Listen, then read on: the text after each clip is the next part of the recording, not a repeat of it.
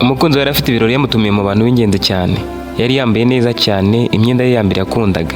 Ibirori byari biteguye neza, we yicaranye n'umukunzi w'imbere, abandi bo bakomera amashyi ko batamikanaga ibyo kurya, buri wese asomesha undi ku cyo kunywa cyari kibateretse imbere.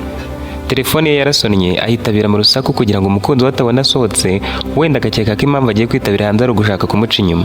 Yaritabye, ariko kubera urusaku rw'abashyitsi bari bitabiriye ibirori rutuma atumva neza, kandi nimero ntiyari ayizi. Yabwiye umukunzi we ati nyihanganira gato ndaje, urabibona ko ndi kwitaba simwumve neza, gusa ndumva ari umugabo nubwo nimero ndi kubona ari nshyashya. Yarasohotse ageze hanze, nimero yari imuhamagaye irongera amuhamagara, arayitaba. Uwari umuhamagaye yaramubwiye ati uretse ko twaje wowe tukakubura, twaje mu gipangu aho ukodesha inzu dusanga hafunze, baratubwira ngo ntukunda kuhava mu kanya gato urabuje, none tuhamaze amasaha agera muri 2, ngwino turagushaka. Yarababajije ati none ibyo bintu biruhutirwa cyane ko nagiye mu birori by'umukunzi wanjye. Baramubwiye bati niba utaratinda tukagutegereza nk'iminota 30, gusa icyiza ni uko wabanguka natwe ntituragutinza. Yabitekerejeho wajya mu nzu abwira umukunzi ati sheri, abantu bari kumpamagara ngo baranshaka byihutirwa, sindamenya icyo banshakira, ariko bambwiye ngo ntabwo barantinza, waretse nkaba ngiye nkaza kugaruka. Umukunzi we yaravuze ati wasanga wenda koko bagushaka, ariko sinaka atari iwanyu ko waje nawe uje kwiga muri kaminuza, abo bantu batari abarimu batari abanyeshuri mu by'ukuri bagushakira iki? Bihorero wasanga bibeshye nimero, ahubwo reka twinywere tubyine, n'ubundi wamaze kubona akazi k'ubunyamakuru, reka tukamenaho amazi. Ni boss wawe uje kugusura se? Ubwo yaza se yaza ataguteguje? Yarongeye aricara, ibirori birakomeza. Byari byatangiye nka saa 2, abamuhamagaye bamuhamagara nka saa 3:30. Ariko ageze saa 7 ataragiye ngo aribo bamushaka baribo. Abashyitsi bamwe batangiye gutaha kuko ibirori byasaga n'ibirangiye, ya nimero irongera iramuhamagara. Umugabo wari umuhamagaye yaramubajije ati si wowe witwa Ferdinand? Undi nawe ati ni njyewe. Yarakomeje aramubwira ati impamvu rero twakomeje kwihangana aya masaha yose nuko twashidikanyaga bitewe nuko batubwiye ko udapfa kuva mu rugo, gusa abasore mubana mu gipangu batubwiye aho uri tuje kukwirebera. Ferdinand yarababajije ati none se ko ntabazi ni amahoro, munshakira iki, bimeze bite? Yaramusubije ati humura ntabwo bikaze, ni utubazo duke dushaka kukubaza ariko uradusubiriza kuri RIB. Humura rero nta kibazo kibirimo, wenda nuko turi gutinda. Ferdinand nawe ati none se bishatse kuvuga ko ngiye kuri RIB? Kuri uyu mugoroba mfite amasomo nako ni ikizamini, ikindi ndakivamo njye mu kazi nibwo nyagatangira, sinzi rero kujya kuri RIB ko biranyorohera. Utwo tubazo mutumarize kuri telefone. Baramusubije bati erega ntabwo uratinda, wowe urasubiza aho gazi yagiye, ibindi urabivugana nabo kuri RIB. Niba babona uri umwere ukaba utabigizemo uruhare barakure kugende, ariko n'ubu ufite ibyo kwivugishwa ngo akazi, amashuri n'ibindi biraba ubusa.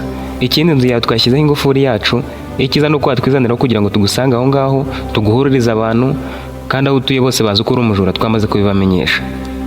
Ferdinand yumvise ibyo bavuze atabyumva neza. Yarabyibuka ko iryo joro hibwe gazi, ariko ibyo kumujyana kuri RIB ngakorwaho iperereza nk'umuntu ukekwaho ko yayibye, yumvaga atazi ibyo ari byo, dore ko ikimara kugaragara byari byanagaragaye ko nta ruhara bifitemo. Ferdinand yabibwiye Elize, uwo akaba yari inshuti ye, nawe yari yitabiriye ibirori by'umukunzi we. Yaramubwiye ati abakozi bari bo bari kumpiga, amubwira ibyo bavuganye byose, amubwira uko ari kwiyumva, amusaba kumuherekeza bakajyana kubareba aho kugira ngo bamwisangiraho. Baragiye, bageze mu nzira babona abahungu babanaga mu gipangu baherekeje abagabo bameze nk'abayobozi. Bahise babatungira urutoki berekana Ferdinand, bo basubira inyuma. Ferdinand yahise abibona ko bamuhamagaraga ari abakozi ba RIB. Yaragiye arabasuhuza, bahita bamufata ukuboko baramubwira bati rero icyakubera cyiza ni uko wagenda mu mahoro bitabaye ngombwa ko tukwambika amapingu cyangwa ngo tugenda tugukuruye. Gusa nitugera ku muhanda turahamagara imodoka ya polisi, harya bayita Pandagari, tubwire niwe wiga muri kaminuza ukaba n'umunyamakuru, twe ntabwo tubizi. Ferdinand yabuze icyo avuga araceceka. Elize nawe yari yumiwe, ntiyumvaga ukuntu inshuti ye Ferdinand bari bagiye kuyambika amapingu, cyangwa nyine ibyo byo kwishorera bakajyana kuri polisi ngo ijye gusubiza utubazo duke, yewe ngo iragenda muri Pandagari. Yumvaga bidasobanutse. Umwe mu bakozi ba RIB bari baje kumureba yaramubwiye ati rero ijya imbere tugende, dore ahantu utuye harimo iminota 5 uvuye hano kugera ku muhanda, tugende tudasanga Pandagari ducitse. Nubwo wanze kumbwira ngo iriya modoka yitwa ngo iki? Imodoka batwaramo ibisambo nkawe nitwa Pandagari ra? Ibaza umujene nkawe numvise ngo ufite akazi keza, ngo uri umunyamakuru, ngo uri umukinnyi w'amakinamico twese dukunda, ngo uri umuhanzi niba batambeshye, ukarenga ukiba gaze. Nibyo mwiga muri kaminuza? Waje muri kaminuza uje kuminuza mu bujura? Yari arimo kumuserereza. Ferdinand yagize umujinya aramubwira ati wa mugabo we, kuba waje kundeba ngo mujye kunkoraho iperereza ntabwo biguha uburenganzira bwo kunshinja icyaha, niko hari igihanga mumfatanye? Yaramusubije ati rero Ferdinand, njye nawe ntituziranye kandi nawe abantu turi kumwe ntabwo bazi. Ferdinand arongera abitegereza. Abari baje kumufata batumwe na RIB, umwe yari umusaza akaba yari umukuru w'umudugudu, undi nawe wari umugabo ukuze akaba yari ashinzwe umutekano muri uwo mudugudu Ferdinand yari acumbitsemo. Uwo wundi wari wavuye kuri RIB ariko nyine yambaye imyenda isanzwe yari akiri umusore, niwe wari ufashe Ferdinand ukuboko ari no kumuganiriza. Uwo musore yakomeje kubwira Ferdinand ati rero ukuntu bimeze urabona ko twebwe tutaje twibwirije, amasaha twagutegereje urayazi, aba bagabo bakaba bibereye mu mirimo yabo, none urabona byoroshye. Nyiri igipangu ndavuga uriya mugore nyirari amazubamo, urabona yakubeshyera mani, ndabona tujya no kungana, reka nkurabure rero, amakuru yose waba ufite kuri iriya gazi yatange umenye ko ari wowe uri gushinjwa. Bariya basore tuzanye ntimubana mu gipangu, kuki atari bo twaje tuje kureba se? Ahubwo wagize amahirwe twari kuza tugondagura kuko watumye uriya mugore arira bigeze hariya, kandi ufite ibindi byasha. Icyiza ni uko wakomera icyaha ukamusaba imbabazi, banagufunga ntibibe by'igihe kirekire. Nyuma y'amezi 6 diplome zawe ziraba zateye agaciro, uretse n'ibyo kandi n'ibyo wakoraga byose biraba bihagaze. Ariko usabye imbabazi uriya mugore nabonye agira n'umutima mwiza, yakubabarira bakaguhana mu bundi buryo. Naho nukomeza kwinangira ukavuga ko utayibye kandi afite n'ibimenyetso, nabo mwayibanye bari kubihamya, urafungwa da.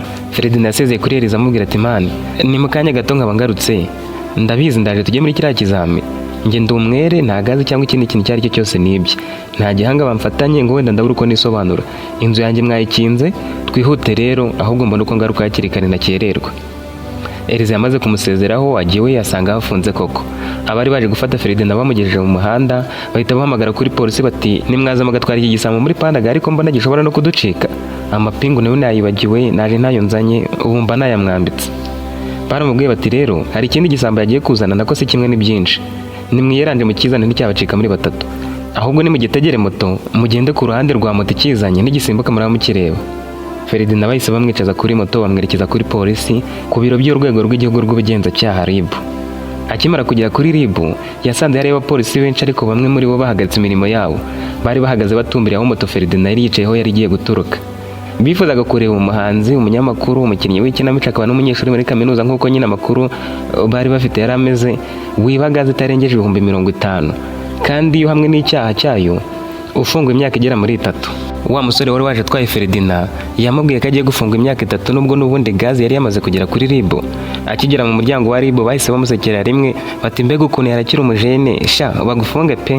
Agihagaze aho umupolisi yahise amuhamagara ati wagisambu fata iyi gazi werekeze muri uriya muryango. Ferdinand yarayifashe agenda, abandi bapolisi bamukurikiye bati niko sha siwe twumvise ukindi kinamico yitwa, yahise avuga izina Ferdinand nawe ati ariko se koko uretse kumarabika ko na gazi nyine nyisanze hano ntazi naho yavuye, murumva ninjye wayibye, hariyo mwamfatanye? Baramusekaga bati genda urabisobanura neza. Umuryango bari bamurangiye niwe yagombaga gukorerwaho iperereza, nubwo babyitaga ko ari utubazo duke agiye gusubiza akisubirira mu bye. Yageze ku muryango arambika gazi hasi, uwari urimo amwereka aho yicara.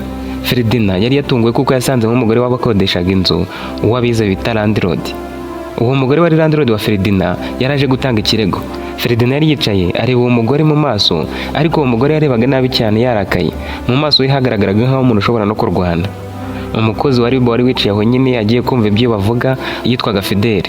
Fidele yabanje kubwira Ferdinand ati niko sha iyi ni gazi wibye? Ferdinand ntabwo bati oya nyisanze hano kuri iriya nzu yegereye gate, barambwira ngo nyizane hano muri iki cyumba. Landlord yarongera amureba ahita yisetsa ati ariko ndyarye musuku wanyu ubwo se uri kwigira ibiki? Ferdinand amwubashyira amubwira ati ko mbona ubivugana umujinya se, habaye iki kindi kandi ko gazi yawe ihari? Nje kwemeza ko wari wayibwe se? Niba bimbaze vuba nsubire mu ishuri kandi mfite ikizamini, nawe urabizi mfite akazi kenshi, ubu koko iyo mumpamagara simba nabisubirije kuri telefoni. Gusa ndabyishimiye gazi yawe yabonetse, wayibonye utese? Buriya cyagiye bavugaga ngo bakwibye gazi tukayishakira ahantu hose tukayibura, nahise mbona wiyakiriye kuko wanavugaga ngo n'ubundi niba twari yari ishaje ngo kandi ari nto, ngo wendaga kugura indi iri ku rwego rwawe. Ahubwo nazindutse njya mu birori nje nabyo bitanarangiye, rero nimumbaze vuba mfite gahunda nyinshi. Yavugaga ibi byose bari kumwitegereza, gusa Landlord we yari yarakaye afite umujinya ari kumureba nabi. Fidele yari yumiwe, yarebaga Ferdinand yareba ukuntu ari kuvuga yihagazeho, akabona ukuntu ari kuganiriza Landlord utamwitayeho amwenyura asa n'ugizemo agahinda. Yabwiye Ferdinand ati wowe ubyiraza kubisobanura neza, abucecetse twabyumvise ko turi kukwicira gahunda. Reka mpere kuri Landlord wawe, witwa nde? Undi nawe ati nitwa Kayitesi. Atutuye he? Undi nawe aravuga ati ufite imyaka ingahe? Undi ati 45.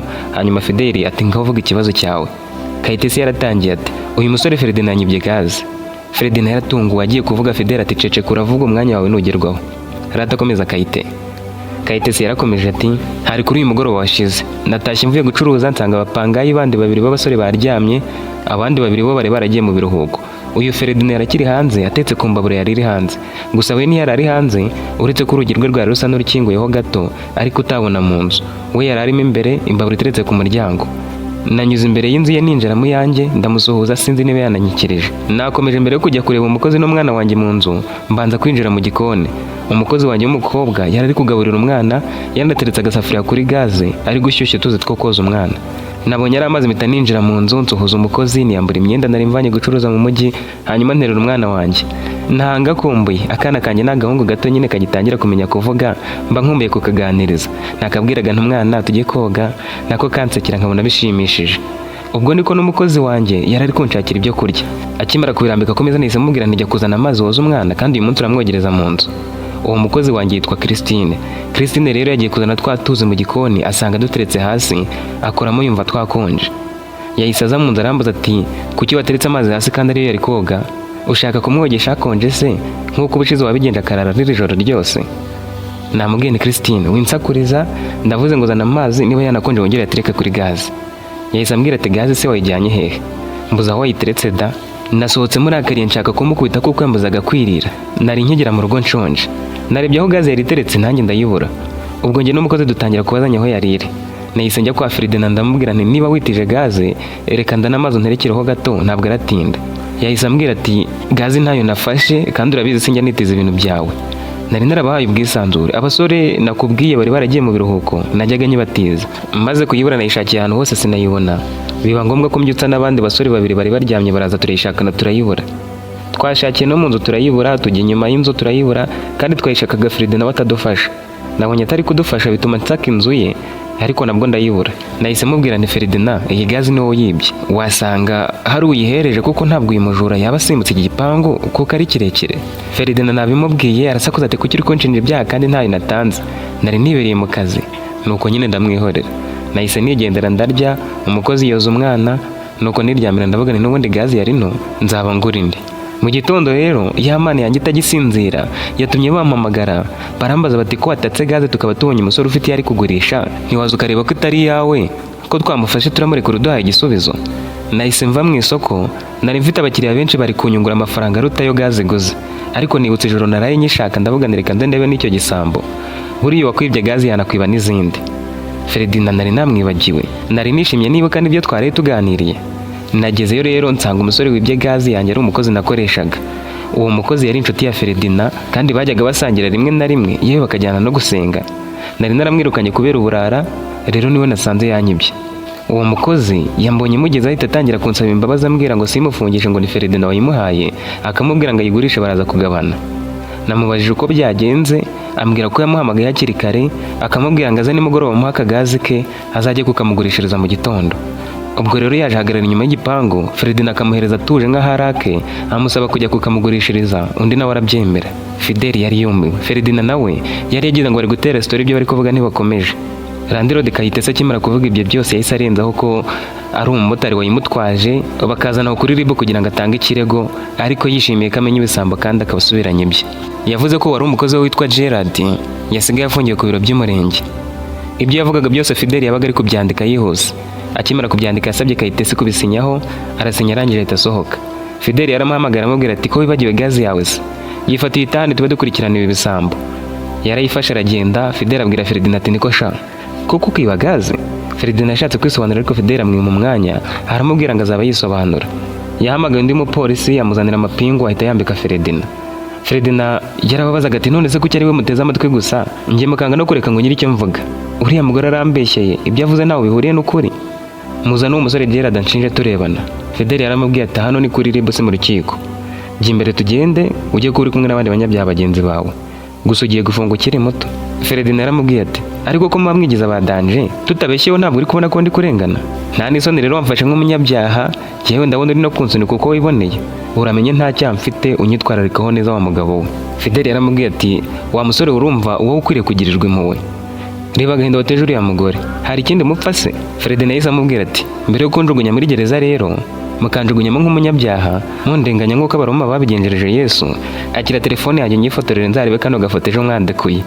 cyangwa ukoresha iyawe ngo nimero yanjye ya WhatsApp ukanshyirireho. Ni ubwa mbere nambaye ipingu pe, ariko ndabona ari byiza.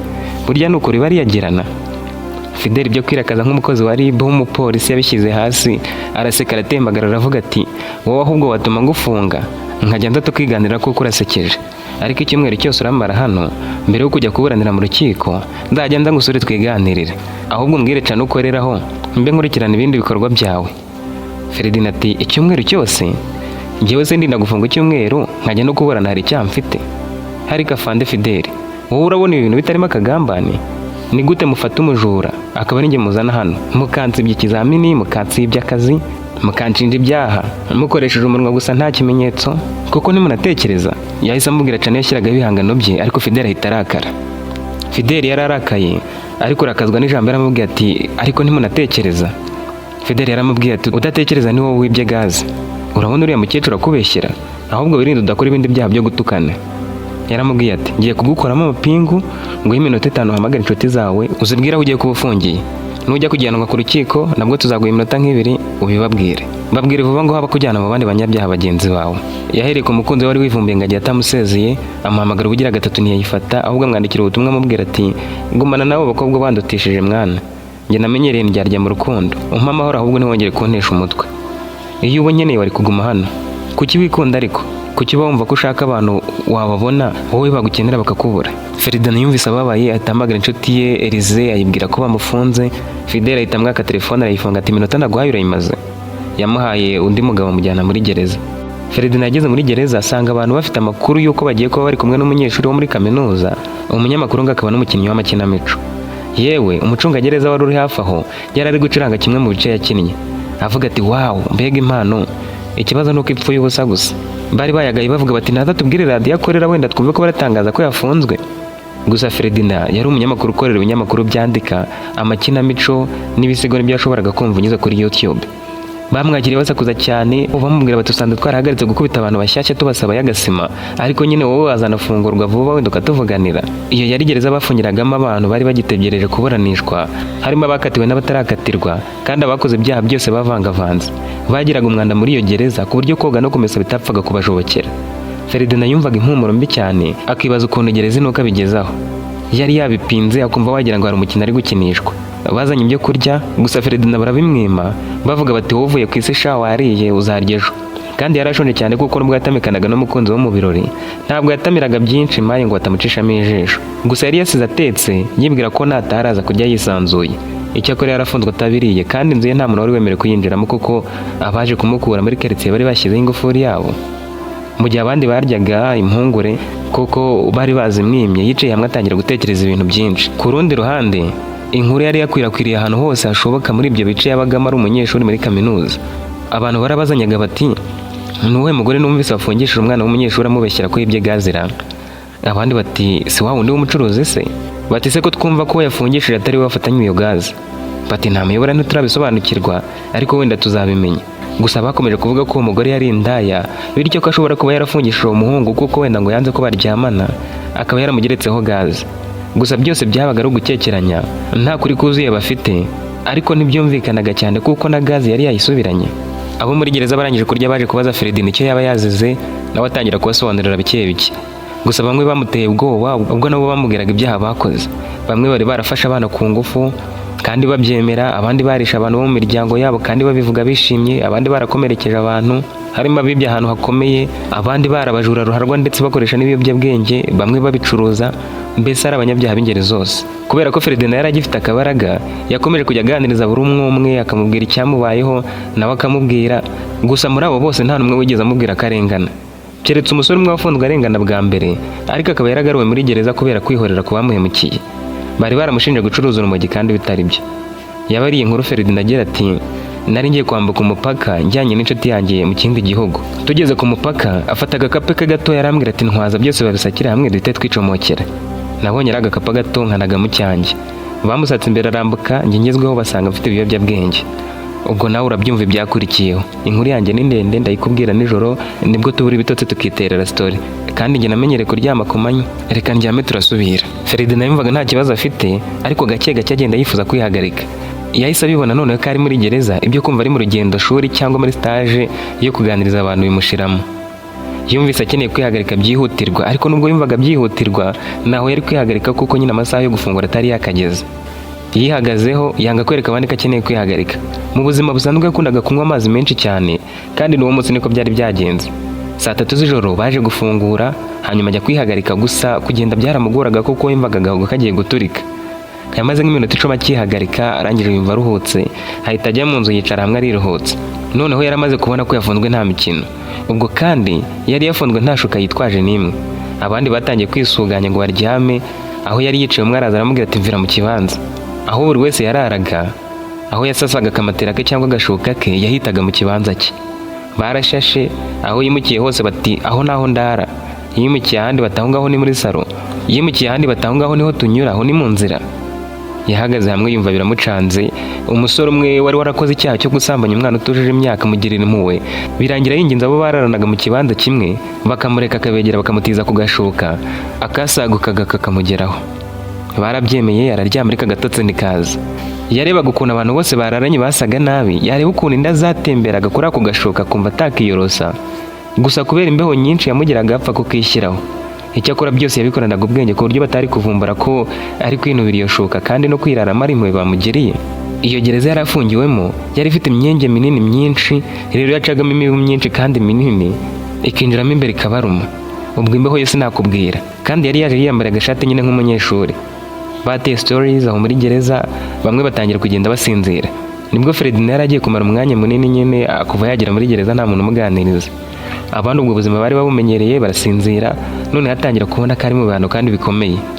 Yaravugaga ati gereza iramutse ifite isuku wenda, kandi bakemerera umuntu kwihagarika uko bije, akaba afite n'uko aryama wenda waba baramwohereje akamatera n'udushoka, yakwiberaho neza nubwo yaba ari mu bihombo by'imishinga ye. Gusa iyo yose yari imitete avanye hanze. Nibwo bwa mbere yari afunzweho, kandi nta n'umuntu bajyaga baganira kuri ibyo bintu by'uko muri gereza haba hameze. Noneho yatangiye gutekereza ati ese koko wenda nk'icyaha batanze ruswa kikampama, mbega ukuntu naba mpombye. Ibaze ko aribwo nyibona akazi kandi ndi umunyeshuri. Uretse n'ibyo n'ubundi nubwo sheri wanjye afunga umutwe, ariko nazasanga baramuntwaye. Noneho yatangiye guhangayika, iby'imbeho n'inda zari zatangiye kumwinjira mu myenda ntiyongera kubyumva, ahubwo ahangayikira ahazaza he yibaza uko byagenda ko karamutse afunzwe byanyambye. Gusa yarazi ko nta cyaha yakoze, bigatuma yongera kugira akizere gake. Iryo joro ryabaye rirerire, byageze saa 7 abantu basinziriye, ariko Ferdinand wagikanuye yabuze ibitotsi. Kagashuka k'insaguka yari yiyoroshe, batangiye kwihindukiza nako kamuvaho.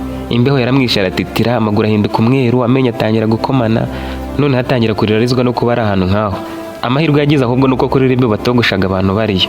Iyo areba nabi yari kogoshwa agapara, kandi yari yifitiye umusatsi mwiza cyane yateretse, yarasizemo amavuta meza mbese yagirana nk'amasaro. Icyakora yari akiwufite niba ari kumwogosha icyaha kitaragaragara.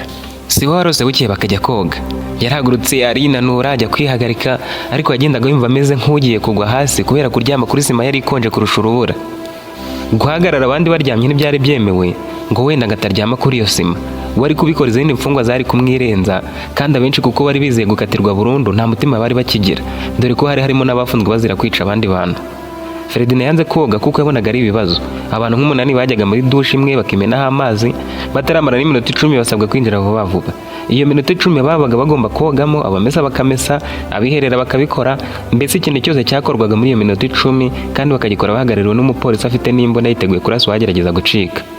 Ibyo nibyo byatumaga bamwe bagira umwanda, inda zikabajojobaho wagira ngo ni imyenda ikozwe mu nda, kubera ubwinshi bwazo bwatumaga ibara ry'umwenda ritagaragara. Mu museso kuzicira kurwara niko kabaga ari akazi. Bakiri muri icyo gitondo bazanye ingunguru irimo igikoma. Abandi bafata ubukombe n'amasahani bya plastike batonda umurongo babadahira ibyo kunywa. Gusa Ferdinand we yanze kukinywa. Yari yibutse iby'inkari zaraye zimukoreye ku munsi wa mbere akiza, aravuga ati ndabizi bafungura 3 ku munsi, haracyari saa 2, sinzi ko nageza saa 9 nyibitse izi nkari. Ubwo kandi saa 9 nibwo bari kongera kurya. Byageze saa 6 inzara yamwishe yenda guhwera. Saa 6 zuzuye yagize ngari kurota. Wa musore wari wibye gazi akavuga ko yafatanyije nawe, yahise yinjizwa muri icyo cyumba cyari gifungiyemo abantu bagera kuri 399, ahita yuzuza umubare 400. Nawe yaratungwa akibona Ferdinand ahita amwegera amaze ati bimeze bite mu bandi. Ferdinand akimara kumusuhuza, Gerard yahise atangira kumusaba imbabazi ati mbabarira mwana nabikoreshejwe n'inkoni. Nukuri sinarinze ko uri hano. Ferdinand yamwicaje ku ruhande, hanyuma batangira kuganira. Ferdinand amubwira ibyamubayeho byose, Gerard nawe atangira kumusobanurira agira ati rero uriya mugore urabizi ko namukoreraga mfata nabi bikagera n'ubwo ugingirire mu kangaburira. yamfatiranaga nuko yantoraguye ku muhanda naho kuba mfite nta mubyeyi cyangwa abavandimwe, uretse n'ibyo ntazi ko banahari. Yankoreshaga imirimo myinshi akangaburira ibiryo bike. Urabyibuka igihe nkubwira ngo tujyane gusenga nagaruka akanyima ibiryo ngo hari indi mirimo nakabaye nakoze? Icyo gihe yanyimye ibiryo hanyuma ngo utakiye urabima. Yarampamagaye arambwira ngo rero wa mwana we, uriya muhungu ukomeje gutuma unsuzugura nzamukorera agashya azumirwa. Nabonye yigira umukristo cyane, ntiyaza no mu nzu yanjye ngo ntanamukoresha iby'abashugamami. Urumva agasuzuguro?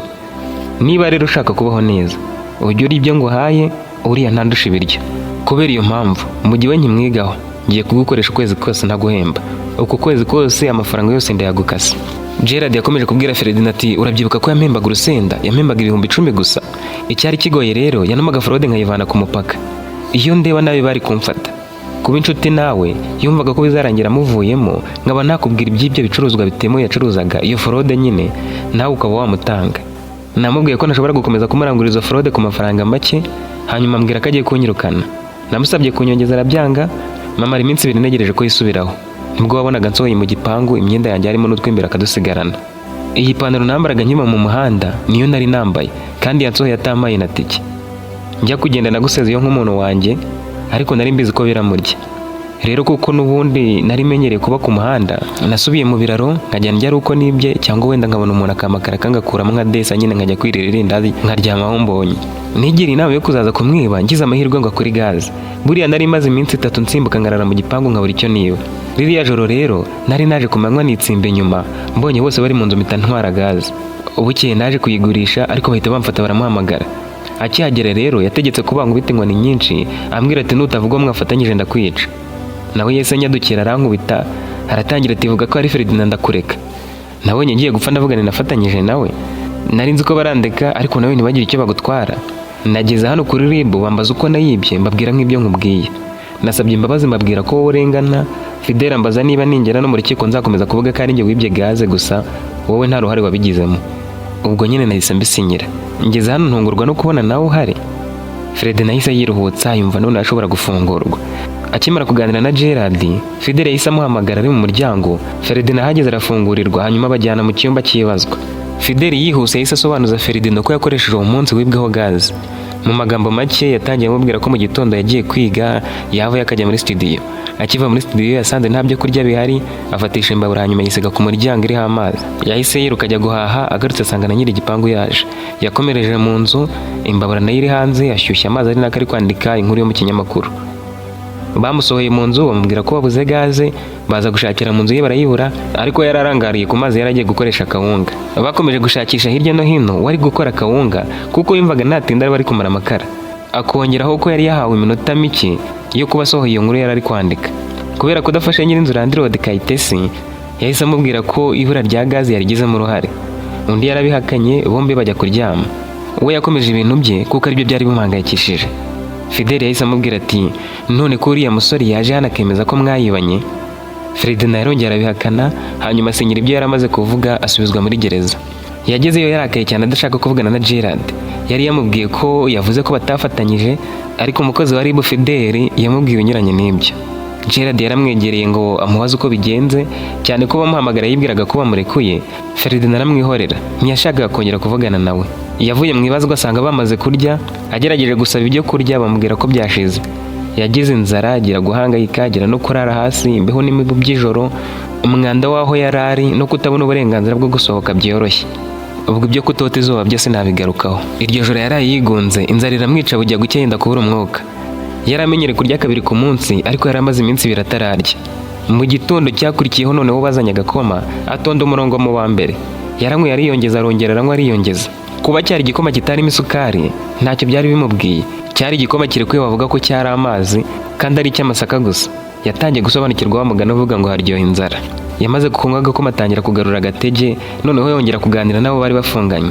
Kuri uwo munsi basohoye bari bafunzwe bamwe na bamwe, ariko Fred nawe ntibamusohora. Nyuma ya saa 6 bakimara kuzana ibyo kurya, ahagana mu masaa 9, ariko umurongo ngo bamwarurire, Fidel yahise amuhamagara, hanyuma aramubwira ati genda hariya baguhe telefoni yawe, twasanze uri umwere, nta cyaha ufite kuko wabuze ibimenyetso bibyemeza. Gusa wongeye gukekwaho icyaha kimeze gitya, nubwo waba utagikoze, nawe urabyumva nyine byakurikiraho. Icyakora nyihera nimero yawe tujye tuganira. Fred nawe yarayimuhaye. Fidel aramubaza ati none se utabeshye uriya mugore nta kindi mupfa?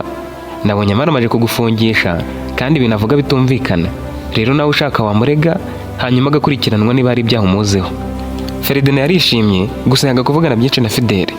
Ntiyemeraga neza ko afunguwe muri ubwo buryo atagiye kuburana. Yabwiye Fidele ati tuzavugane kuri telefone mutansubizamo. Yageze ku muhanda ahita afata telefone yahamagara mukuru we ngo amusaba amafaranga y'itike yo kumugeza aho yabaga ngo anabashe kwigurira ibyo kurya. Gusa yatunguwe no kumva yaramanukanye n'undi muvandimwe we, bakaba bari baravuye aho babaga mu wundi mujyi. Bakimara kumva ko afunzwe, bakaba bari barakodesheje mu nzu y'aho Ferdinand yigaga. Bakaba bari barakodesheje icyumba muri hoteli hafi y'aho yigaga. Yaramubwiye ati banguka udusanga hano muri hoteli, niho tumaze iminsi. Twaje kuri gereza banga ko tukureba kuko umunsi wo gusura utari wakageze. Ferdinand yahise abwira umumotari kumugeza kuri hoteli, ariko agenda yibaza uko ab'iwabo bamenye ko yafunzwe.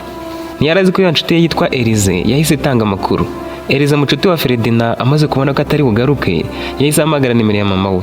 Mbere yuko Ferdinand afungwa, we na Elize bari barahanye nimero z'umuntu umwe bahamagara mugenzi we aramutse ahuye n'ikibazo gitunguranye kandi adashoboye kugira icyo amufasha. Ferdinand nawe yari yaramuhaye nimero ya mama we.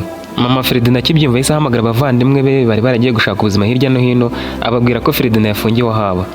Nabo babyumvise vuba, ku munsi ukurikiraho Ferdinand yari yafunzweho, bahita berekeza kuri iyo sitasiyo ya RIB bayobowe na Elize.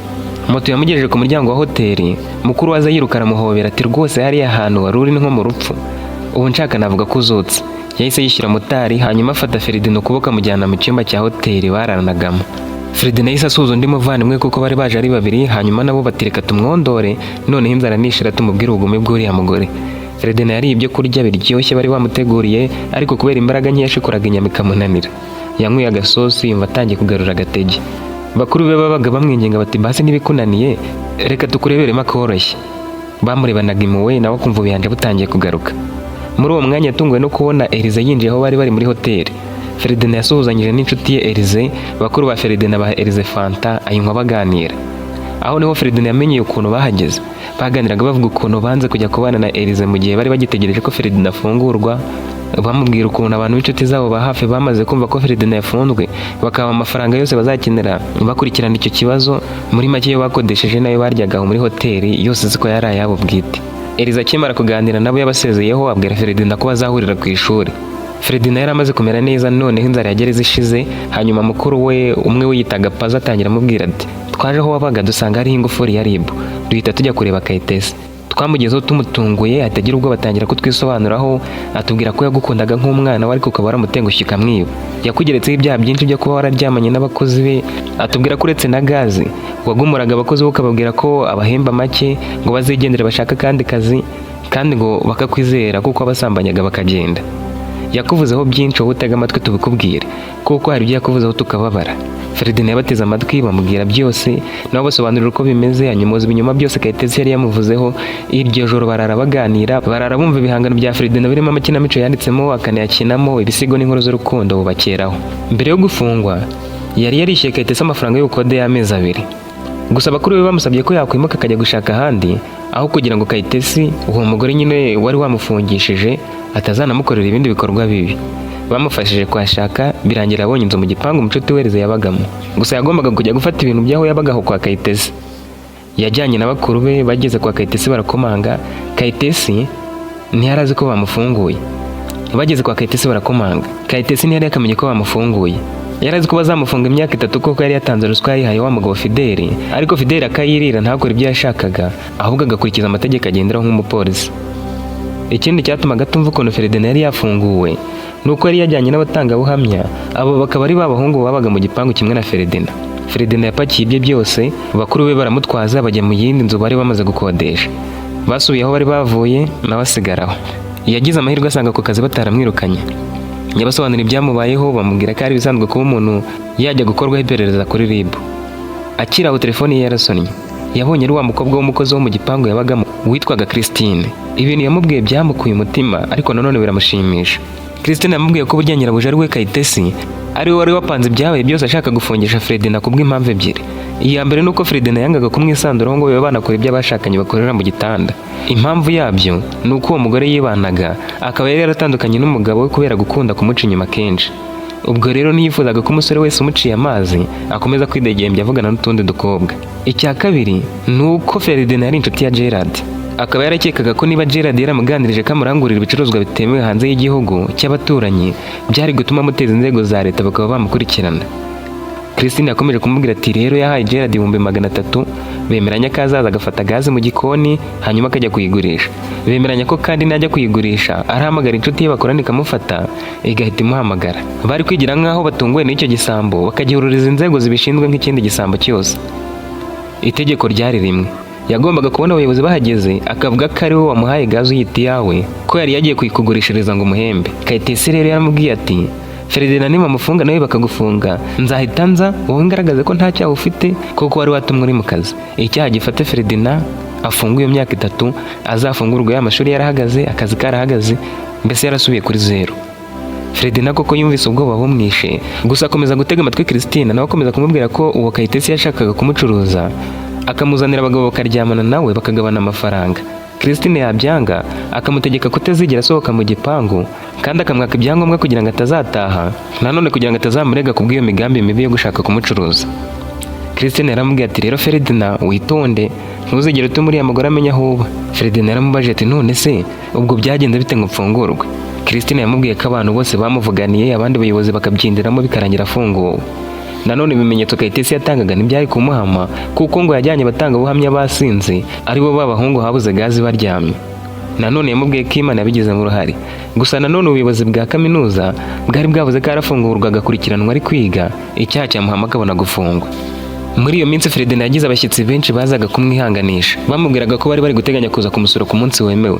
Umukunzi we yahamagaye akanga kuyifata, amubwira ko ubwo yamusize mu birori agiye kwirebera abandi bakobwa kandi yari agiye gufungwa. Nawe yaraje amusaba imbabazi kandi yemeza kutazongera kumwitwaraho muri ubwo buryo. Ferdinand nawe aramubabarira. Kayitesi yakomeje gukanira Christine amubuza kuzasohoka ngo atazahita ava mu kazi agataha, cyangwa akamurega ko amuhoza ku nkeke ashaka kumucuruza mu bagabo ngo bajye baza bamusambanye bamwishyura amafaranga bagabane, bituma atangira kwiga imigambi yo kuzamuhemukira. Christine atangiye kujya avugana na Kayitesi amufata amajwi, agakunda kuvuga kuri Ferdinand, undi nawe akavuga ya migambi mibi yose yari yarapanze igafata ubusa. Umunsi umwe Kayitesi yatahanye n'umugabo mu modoka, araza yonsa umwana ahita asubirayo. Yari agiye kurarana n'uwo mugabo muri hoteli, bituma asiga adafunze ku cyumba cye kuko yumvaga adashaka kumukereza. Christine yahise ajagajaga inzu yose, agwa kuri bya byangombwa bye ahita abibika. Yageze mu cyumba cya Kayitesi aho yabikaga ibintu byose, asanga ku gikuta hometseho urupapuro rwanditseho imyirondoro ye n'imibare y'ibanga. Christine yandukuye imibare y'ibanga ya simukadi hanyuma asubira mu mirimo ye. Bukeye Kayitesi yavuye muri hoteli yananiwe, arambika telefone ku meza ahita ajya kuryama atanarebye umwana we. Christine yahise afata telefone ye akuramo password, ajya ku muhanda atega moto yihuse mugeza ku mu agent wa kure abikuza miliyoni 3. Umu agent ntiyabitinzeho kuko nyine yarasanzwe abikura amafaranga menshi. Uwo mukobwa yagaruye telefone dore ko yari yajyanye n'umwana, hanyuma aryamisha umwana iruhande rwa nyina wari wasinze ariko uruka ibyo yanyweye n'ibyo yariye, ahita yerekeza kuri polisi. Yabumvishije amajwi yose yafashe Kayitesi avuga ubugambanyi yakoreye Ferdinand, ayo yamusabaga ngo amucuruze n'andi menshi y'ibyacuruzaga bitemewe. Gerard ntiyari yakarikuwe. Noneho icyaha cyari kimuhamye kurushaho kuko n'ubundi ari wari wafatanywe igihanga. Bendaga kumufungura kuko nyiri ukwibwa ari we Kayitesi yahoraga amusabira imbabazi, ariko bari bimenyeye ko byose byari imipango. Bashimiye Christine bamwemerera ko bagiye kubyinjiramo neza bakabikurikirana. Christine yahise atega imodoka imujyana iwabo mu kandi karere. Aho Kayitesi akangukiye yisanze yarutse ahantu hose, akana ke gato kari gafite umwaka urengaho kari kurira. Yahamagaye Christine aramubura, ashakisha mu nzu yose aramubura. Yagiye aho yari yabitse ibyangombwa byarabibura, akomeza kwivumanga avuga ati ndamuhitana noneho. Yasohokanye n'isindwe ryinshi, abaza abapanga bari bari mu gipangu bamubwira ko Christine yabasezeyeho yitahiye. Yarabarakariye ati ni gute yagiye ntimumamagare, ubwo ntabwo yanyibye? Baramubwiye batari ko wanze gufata telefone kandi mbere yuko agenda twamusatse dusanga nta kintu agutwaye. Christine akimara kubikuza y'amafaranga yageze ku wundi mu agent ahita yabitse kuri nimero ye. Rero nubwo bamushatse ntibari kureba kuri simukadi ze, nta mafaranga cyangwa imyenda yari atwaye, yewe imyenda imwe yarayisizaho. Kayitesi yaravuze ati murambeshya nimwamamagaye. Yagiye kureba muri telefone ye ngo arebe ko bamuhamagaye, asanga koko bamuhamagaye. Ntiyigeze abona ubutumwa bwo kubikuza kuko Christine yari yabusibye. Yahamagaye Christine kuri telefone amubajije ndamubwira ko yitahiye. Kayitesi yaravuze ati ubwo katashye nta ribi, gapfa kuba kasize umwana wanjye ari muzima kandi ni kanyibe. Bwaki yazanye undi mukozi wo gusimbura Christine. Kayitesi yamweretse uko imirimo ikorwa, hanyuma ku munsi ukurikira ajya mu mujyi ajya kurangura ibicuruzwa bye. Ageze aho yagombaga kurangura, cyane ko bari bamwizeye nk'umukiriya uhoraho, baribwirije bapakira imodoka. Bari bapakiyemo ibicuruzwa bingana n'agaciro ka 2.5 miliyoni. Kayitesi we yasigayeho gato ngo abanze yishyure shoferi waba agiye kugira ngo Kayitesi asange yamaze gupakuriza ibintu byose mu modoka no kubishyira ku murongo. We yari afite gahunda yo kubanza kujya gusura umusore wabyumvaga kimwe muri uwo mujyi. Yagiye kwishyura akanda akanyenyeri akurikiza amabwiriza, ashyizemo umubare w'amafaranga bati ntahagije. Yabikoze inshuro nk'icumi avuga ati wasanga ndi kwibeshya kuko amafaranga ndayafite. Uwari umuhaye ibicuruzwa yamusabye kureba kuri balance, Kayitesi abikoze agwa mu kantu. Yasanze nta faranga na rimwe riri kuri simukadi ya mbere. Arebye ku ya kabiri asanga ibihumbi bituzuye neza 500. Yagize ngo ari kurota, asaba wari umaze kumuranguza kumurebera. Nawe ati ariko ubwo ntibashakaga kunteka imitwe. Njye nakoranye n'abantu benshi banyiba muri ubu buryo. Ubu wabonye umushoferi wawe rero amaze kugenda, uti ngiye kumujijisha mwereke ko amafaranga ntayafite, mu gihe nyimwereka ko ndi kuyashaka, narangara gatuma itendega moto nigendere. Hamagara umukozi wawe umubwira kati imodoka ngarurira ibicuruzwa kandi ndaguca amande. Kayitesi yahamagaye nimero ya shoferi ntiyayifata. Yamwandikiye ubutumwa umubwira ati garura iyo modoka. Uwo mugabo wari umuhaye ibicuruzwa amaze kubona ko ari gutinda, yahise ahamagara abapolisi bo mu muhanda, ababwira ko hari imodoka imwibye, ababwira na plaque zayo. Kayitesi yaramwinginze ariko undi arabyanga. Imodoka bayifashe n'ubundi igeze hafi y'aho Kayitesi yacururizaga. Nyiri gutanga ikirego yagiye kubisobanura neza, gusa buranira shoferi avuga ko arengana. Shoferi yararekuwe, Kayitesi abajyanywe kuri RIB mbere y'uko bakemura icyo kibazo. Akigerayo yasanze afiteyo dosiye nyinshi, biba ngombwa ko babaretse kumurekura. Nyuma y'imyaka 2, Ferdinand yumvise amakuru y'uko Kayitesi yafunzwe amezi 6 agatanga n'ihazabu ifatika, bigatuma afungurwa ari umukene, gusa akaba yari yaratangiye kwisuganya gake gake. Wa musore Gerard nawe yafunzwe amezi 8, afungwa akomeza ubuzima bwo kwibera ku muhanda. Ferdinand nawe yateye imbere cyane kuko nyuma yo kuva muri gereza abantu bakamenya amakuru y'uko umunyeshuri wari ufite ibihangano biryoshye yafunzwe azira ubusa akaza gufungurwa. Babyumvise ari benshi bituma bicyamamare. Nta kintu kibabaza Kayitesi nko kumva bari kubicuranga ku maradiyo bakanabicisha ku mateleviziyo. Christine we yabaye umukire cyane abikishije ya mafaranga yibye Kayitesi. Kayitesi yagerageje kumurega ariko byaragaragaraga ko ari we yabikuje, bituma buri urubanza. Keretse wenda iyo Christine yiyoherereza, ariko yakoresheje ubwenge abanza kuyabikuza, ayibikirizaho nyuma kandi akoresheje aba agents batandukanye. Ngushimiye ko ugeze ku musozo w'iyi nkuru. Niba hari ikikumariye, ntiwibagirwe gusiga igitekerezo cyawe.